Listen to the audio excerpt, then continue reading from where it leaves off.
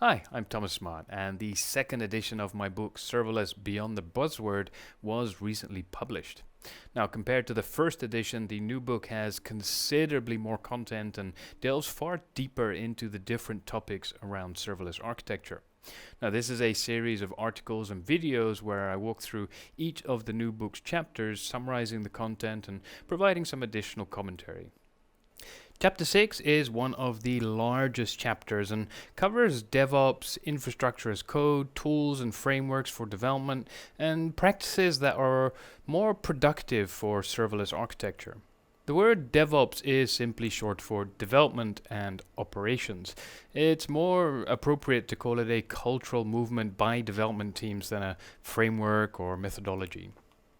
The cultural movement aims to enhance the collaboration between or even merge two departments involved in digital projects. This helps application changes get into production faster and more frequently, while maintaining or even improving sustainability and scalability. Without infrastructure as code or IAC, DevOps would be considerably less effective. It is a crucial component for automating the consistent provisioning of cloud infrastructure.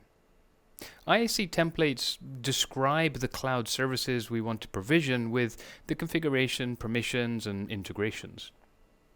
The approach is better than using the cloud UI and clicking through the different options for reasons we will cover next. Now, launching a single server via the cloud interface is simple. It only takes a few clicks. However, an average serverless application might have more than 50 microservices, 10 supporting services, and all of their integrations and permissions.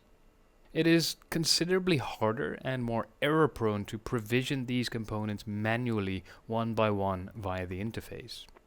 Especially if you want to consistently deploy the same set of components into multiple environments or regions, for example into a development environment and later into production. The native IAC option on AWS is called CloudFormation. This is a service provided and fully managed by AWS, and it's very well integrated with the platform and other services. The service is free to use, but of course you do pay for the services and the resources that your CloudFormation templates provision. With CloudFormation, you can create reusable infrastructure templates and deploy them across multiple accounts, regions, and environments with really predictable and consistent results. When your template is run through the CloudFormation service, it creates a stack. A stack contains all of the associated resources that this particular template has provisioned. In the event of deployment failure, CloudFormation will automatically roll back to the previous working version, preventing a live application from breaking. As with most IAC tools, you can quickly delete a stack, removing all of the associated resources. Terraform is a third-party open-source IAC tool. It can provision infrastructure into many cloud providers, as well as SaaS solutions such as Datadog, VMware, Kubernetes, and Heroku.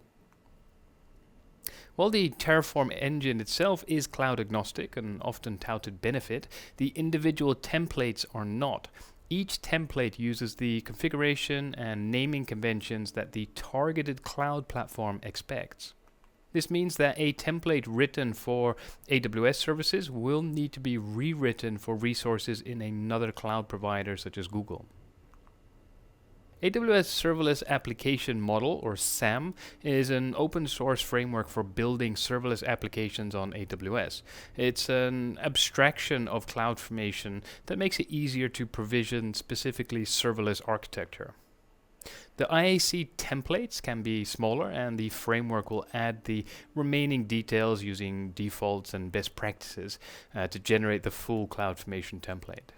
Like CloudFormation, SAM is free to use, but the provisioned resources are billable. Amplify is another AWS tool and service that can be used to provision cloud resources. Amplify is intended for less technical users and simpler applications compared to the other tools.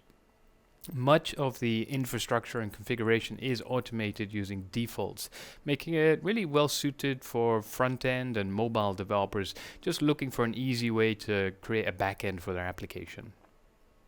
CDK or Cloud Development Kit, is an IAC framework released and open sourced by AWS. It's built on top of CloudFormation, and it can achieve really anything that CloudFormation can and more. Instead of developers having to learn a template language or being restricted by the limited capabilities of it, they can use a full programming language to design and provision cloud infrastructure. The framework enables the creation, configuration, and deployment of cloud services using common programming languages such as JavaScript and Python. Full programming languages enable developers to utilize built-in capabilities such as loops, objects, classes, and functions to just better automate and define infrastructure. A useful tool for local testing is an open source project called LocalStack. This AWS service emulator enables the provisioning of AWS services locally. The free open source version supports core cloud APIs such as Lambda, API Gateway, and S3. AWS CodeGuru is a code analysis tool that supports Java and Python programming languages. It automates code reviews and optimizes application performance using machine learning to identify critical defects and any deviation from coding best practices. It scans through the source code in the repo to find lines of code that can be optimized to reduce resource requirements and costs. It can also be used for continuous monitoring to detect any operational issues and provide recommendations for resolving them. One more area this chapter covers is code repos. With server-based applications, the entire application typically sits in a single repo, except the dependencies. With serverless, we want to use multi-repo. This means that each serverless component, such as a microservice, sits in its own repo. From there, it can be independently accessed, worked on, and deployed. Like security in serverless, this provides a far more fine-grained level of control over the application components. And that brings us to the end of this chapter. A link to the book and to my blog with all of the chapter articles and videos can be found in the video description. Please connect on LinkedIn, and if you buy the book, please leave a review on Amazon. Thank you.